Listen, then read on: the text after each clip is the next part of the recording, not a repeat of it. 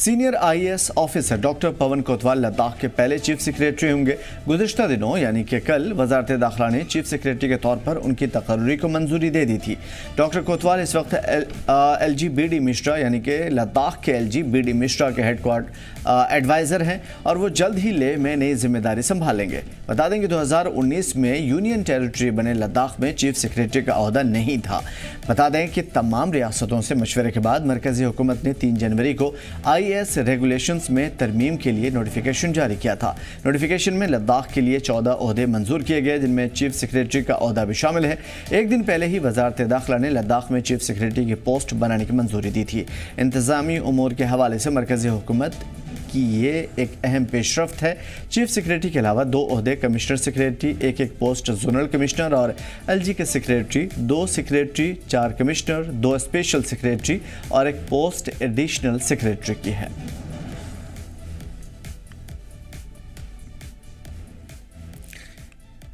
तो सवाल कई सारे हैं और सवाल इस वजह से भी जन्म ले रहे हैं क्योंकि अगर सेक्रेटरी, कमिश्नर, जोनल कमिश्नर और इस तरह के तमाम तर ओहदों को अगर पूर किया जा रहा है तो क्या लद्दाख और लद्दाख के लोगों की कुर्बानियाँ, उनका एहतजाज, उनकी नाराज़गी या उन तमाम तर चीज़ों से परे हट करके सेंट्रल गवर्नमेंट की तरफ से किए गए वो तमाम तर वादे क्या अब पूरे होने नहीं जा रहे हैं? उसमें ताख़ीर होगी या फिर सिरे से वो खारिज ही कर दिया जाएगा? क्या लद्दाख को स्टेटहुड का दर्जा मिलेगा या लद्दाख यूनियन टेरिटरी में ही शामिल रहेगा? बहुत सारी ऐसी बातें हैं। पहले खबर जान लेते हैं। सीधा हमारे साथ आज के ख़ास मेहमान जो हमारे साथ जुड़े हुए हैं उनसे भी जानने की कोशिश करेंगे। जनाब सुहेल काज़मी साहब हैं, पॉलिटिकल एक्टिविस्ट भी हैं और सीनियर जर्नलिस्ट हैं।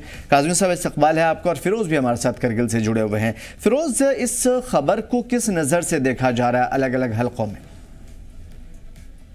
देखिए आमिर, सबसे पहले जो काफ़ी वक्त से जिस चीज़ का इंतज़ार था वो अब कहीं ना कहीं यहाँ पे फुलफिल होते हुए नजर आ रहा है। और काफ़ी वक्त से आपने पहले ही जिक्र किया कि जिस तरीके से यूनियन टेरिटरी बनने के बाद से लद्दाख के अंदर हम देख रहे थे कि खास तौर पे जो यहाँ के जो अलग अलग फिक्र के या अलग अलग तबके के जो लोग हैं उनकी तरफ से यहाँ पे एहतिजाज भी किया जा रहा है उनके हक को लेकर या उनके डिमांड्स को लेकर। और जिस चीज़ को लेकर ये भी बात चल रही थी कि जनवरी में जो है और फिर से एक बार यहाँ पे राउंड टेबल में मीटिंग होगी।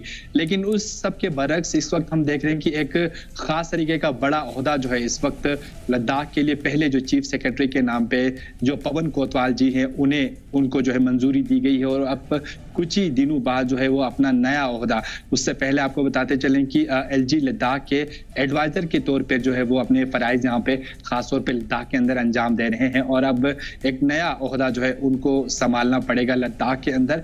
और उम्मीद यही जताई जा रही है कि जिस तरीके से चीफ सेक्रेटरी की बात करें या बाकी 14 और जो अलग पोस्ट जो यहाँ पे दिए गए हैं खासतौर पे लद्दाख के लिए, उससे आने वाले वक्त में कहीं ना कहीं एक हम कह सकते हैं एक उम्मीद की किरण जो है वो यहाँ पे दिख रही है।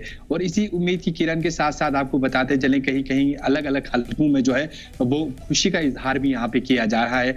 जहाँ एक तरफ हम बात करें जो CC हैं ले के टाशी नामग्याल जो है उन्होंने भी खुशी का इजहार करते हुए यहाँ पे मुबारकबादी यहाँ पे दी है कि न्यूली और पहले जो है वो चीफ सेक्रेटरी रहेंगे लद्दाख के पवन कोतवाल जी।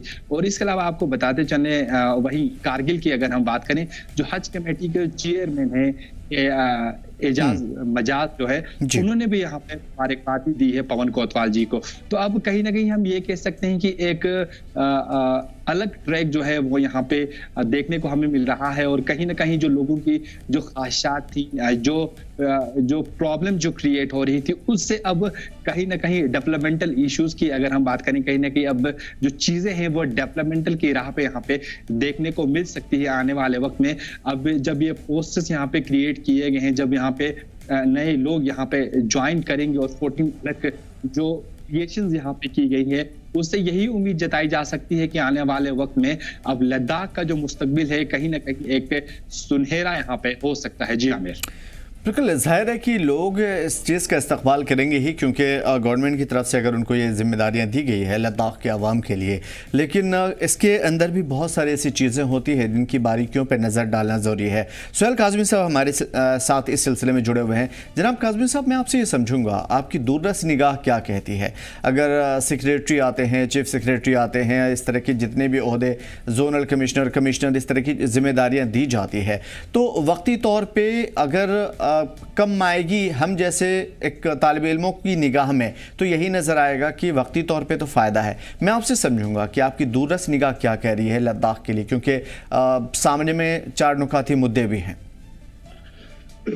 देखिए सर, पहले तो लद्दाख को आपको समझना पड़ेगा, करगिल और लद्दाख को की बारीकियों को समझना पड़ेगा। जम्मू कश्मीर लद्दाख पहले एक स्टेट थी, और जम्मू कश्मीर लद्दाख को जब एनुअल एलोकेटेड बजट आती थी, तकरीबन लास्ट जो बजट हमने यहाँ रिसीव की है जब पॉपुलर गवर्नमेंट यहाँ थी 2018 तक, वो 8,400 करोड़ की बजट थी जो एलोकेटेड बजट थी। मैं सेंट्रल स्पॉन्सर स्कीम्स की बात नहीं कर रहा हूँ, जो डिफरेंट क्वार्टर्स पे, डिफरेंट सेक्टर्स पे अलग अलग तरह से आती है। और उसके बाद यहाँ सरकार नहीं रही, और 2019 में वो एक यूनियन टेरिटरी बन गई, जो एक लॉन्ग पेंडिंग डिमांड थी लद्दाख और करगिल के लोगों में। लेकिन उससे पहले जब भी यहाँ सरकारें रही हैं, वो जो डिसबर्समेंट ऑफ हमारा एनुअल बजट होता था, वो पॉपुलेशन के आधार पे किया जाता था, बताया एरिया के हिसाब से जाता था कि देखिए लद्दाख बहुत दूर है, करगिल कहाँ पे है। लेकिन जब डिसबर्समेंट ऑफ बजट की बात होती थी, जो भी सक्सेसिव सरकारें थी, जो पिछले 30-35 साल से मैं देख रहा हूँ, तो वो जब वो एलोकेट करते हैं, बोलते जी पॉपुलेशन कितनी है।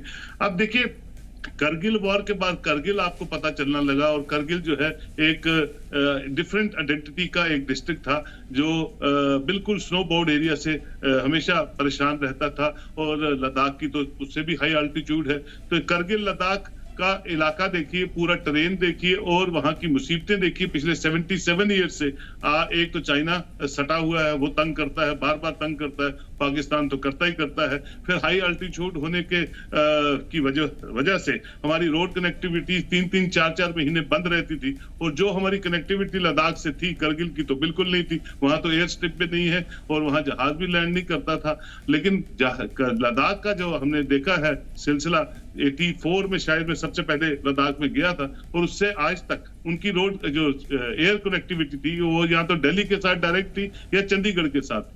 तो लद्दाख के लोगों ने बहुत कुछ सहा है पिछले 77 ईयर्स से, और उनके जो डिमांड्स थी लद्दाख ऑटोनॉमस हिल डेवलपमेंट काउंसिल बनाने की, वो बनी, आज वो यूनियन टेरिटरी में बने हैं। और बिल्कुल सामान्य तौर पे जिस तरह बाकी स्टेटों में, बाकी यूनियन टेरिटरीज में लोगों को अपने मुतालबात रखने का हक है, जमहूरियत के तहत से उनको भी हक है। और आज वहाँ सड़कों का जाल, एम्स, और पूरा एक फुल फ्लेश्ड यूनियन टेरिटरी के एसजी वहाँ मिश्रा साहब हैं, और आज चीफ सेक्रेटरी बनते हैं। तो मैं समझता हूँ कि एक वेलकम स्टेप है, taking care of the sensitivity of that whole terrain of Kargil and Ladakh and the people of Kargil and Ladakh is a welcome step, and और ये आगे बढ़ना चाहिए, क्योंकि वो लोग हमेशा परेशान रहते हैं। हमारे सोल्जर्स जो हैं उनको हम सल्यूट करते हैं, वो जिस तरह से हमारे बॉर्डर्स का तहफ़्फ़ुज़ वहाँ पे करते हैं, that is you know commendable job जो वो करते हैं। और जो मैं आपको ये भी कह दूं, जो एक आर्मी जवान 1 साल या 2 साल साइचन नोबरा में सर्विस करता है, उसको कोई ना कोई स्किन एलिमेंट होती है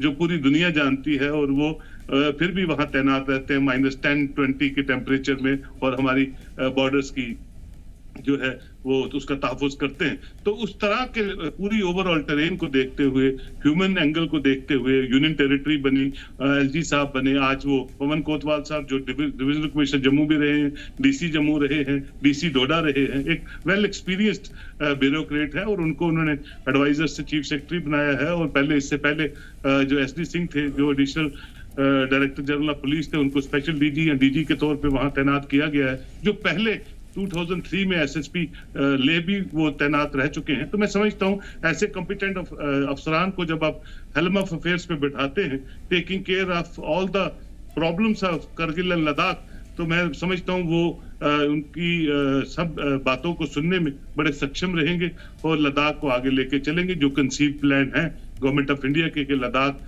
को भी वो सब जरूरी चीजें मुहैया हों जो बाकी डिस्ट्रिक्ट्स में, बाकी तहसीलों में, बाकी स्टेटों में या बाकी यूनियन टेरिटरीज में होती हैं। तो I as a citizen of Jammu and Kashmir, I welcome personally finally government of India rehabilitate कर रही है करगिल और लद्दाख के लोगों को by giving them their own chief secretary, their own LG and finally their own DG and finally commissioner secretaries and other अफसरान। जी, तो ये एक पॉजिटिव साइन है और आपकी निगाह में दूरदर्श भी, और इसका फ़ायदा भी देखने को मिलेगा लद्दाख को। फिरोज़, मैं आपसे समझूंगा, जिन लोगों ने कुर्बानियाँ दी, जिन लोगों ने भूख हड़ताल की, एहतजाज किया, लगातार स्टेटहुड की बहाली के लिए उन्होंने मांग की, ख़ासतौर पर लद्दाख के लिए, और वो सारे के सारे जो बातचीत का सिलसिला चल रहा था, क्या उन हलकों से किसी भी तरह का स्टेटमेंट सामने आया है इस सिलसिले में? क्योंकि अगर चीफ सेक्रेटरी होगा तो वो एडमिनिस्ट्रेशन के अंडर में जितनी सारी चीज़ें होंगी वो उन तमाम तर चीज़ों को देखेगा।